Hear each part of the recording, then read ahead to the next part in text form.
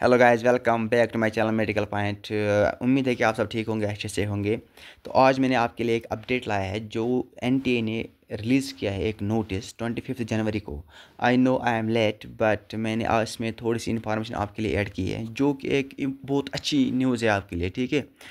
उस पर हम बात करेंगे वो क्या है अच्छी न्यूज़। मैं आपको थोड़ा सा इलाबरेट करूँगा कि नेशनल टेस्टिंग एजेंसी ने क्या कहा है, ठीक है। क्वेश्चन पेपर कैसा होगा, ड्यूरेशन क्या होगा, उस पर हम बात करेंगे, ठीक। तो इसलिए मैंने वीडियो थोड़ा सा लेट लाया ताकि उसमें इलाब्रेशन करूँगा, ठीक। मैं आपको बताऊँगा कि कैसे एक एवरेज स्टूडेंट को फ़ायदा पहुँचेगा इस स्टेप से, ठीक है। जो कोविड-19 से पहले, ठीक, कोविड से पहले जैसे नीट वाले पेपर डालते थे, सेम अब वही होगा, ठीक है। लेकिन मैं आपको बोलूँगा कुछ इम्पोर्टेंट बातें जिससे आपको थोड़ा सा हेल्प मिलेगा, आप खुश हो जाओगे, ठीक है। चलो हम वीडियो को स्टार्ट करेंगे। ये जो पब्लिक नोटिस आई है 25 जनवरी को, इसमें क्या लिखा है? Subject clarification on question paper pattern and examination duration for NEET UG 2025। एक बोला है क्वेश्चन पेपर का पैटर्न कैसा होगा और बोला है एग्जामिनेशन ड्यूरेशन क्या होगा, ठीक, फॉर नीट यूजी 2025। इसने लिखा है all NEET UG 2025 aspirants are hereby inform that the question paper pattern and exam duration will revert the pre COVID format where there will not be any section B anymore.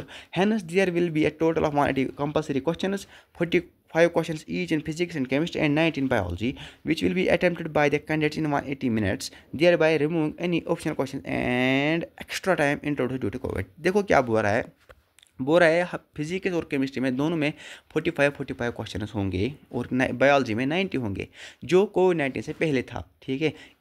इससे क्या होगा? इससे ये होगा कि आपके पास जो section B था वो नहीं रहेगा अब, ठीक। इट मीन्स जो 180 क्वेश्चन होंगे they will be all compulsory question, ठीक है। मतलब आपके पास कोई चॉइस नहीं है, ठीक। Question paper pattern, the question paper will be consist of 180 compulsory questions. The provision for additional questions optional introduced temporary during the कोविड-19 pandemic will no longer be available. बोल रहा है कि कोविड-19 की वजह से जो हमने ऑप्शन आपके लिए दी है वो अब नहीं रही है, ठीक। Total duration of the exam will be 180 minutes. मतलब आपके पास 3 आवर्स है, आपको 180 मिनट्स में 180 क्वेश्चंस आपको मिलेंगे, ठीक। अब मैं इसमें थोड़ा सा आपको बोलूँगा कि आपको क्या फ़ायदा होगा इससे, ठीक है। देखो, जो टॉपर होता है ना, टॉपर, जब टॉपर को क्या होता था, मिलता था सेक्शन बी टॉपर को, ठीक, उसको मिलते थे 15 क्वेश्चंस, उसको आते थे 10, 11, 12 उसको आते थे, ठीक है। तो उससे क्या होता था, उनको आराम से उन 10 क्वेश्चंस में से 10 क्वेश्चंस हो जाते थे, ठीक है।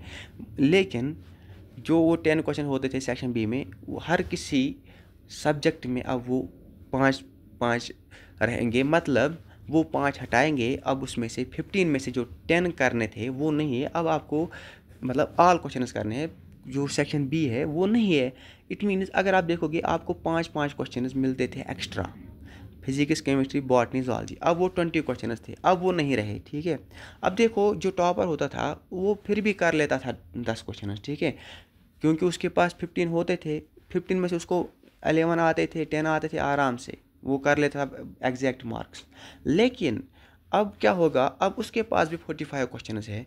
देखो, इसका मतलब ये नहीं जो टॉपर है वो 45 में से 45 करेगा, वो कोई कोई होता है, ठीक है। लेकिन उसको भी अब ऑप्शन नहीं है, उसको भी चांसेस है कि उसको 45 में से 1-2 क्वेश्चन मतलब नहीं आएंगे, ओबियसली। लेकिन जो एवरेज स्टूडेंट था उनको क्या था, उनको 15 में से 8 क्वेश्चन, 7 क्वेश्चन या 9 क्वेश्चन आते थे, ठीक, क्योंकि वो एवरेज है। सेक्शन बी में थोड़े से क्वेश्चन डिफिकल्ट पूछते थे एग्जामिनर। तो अब क्या होगा, अब थोड़ा सा कट ऑफ कम आएगा, क्योंकि जो 20 क्वेश्चन अब नहीं है, कोई ऑप्शन नहीं है। तो अगर आपके पास क्वेश्चन है, आपको नहीं आता है, तो आप उसको छोड़ोगे।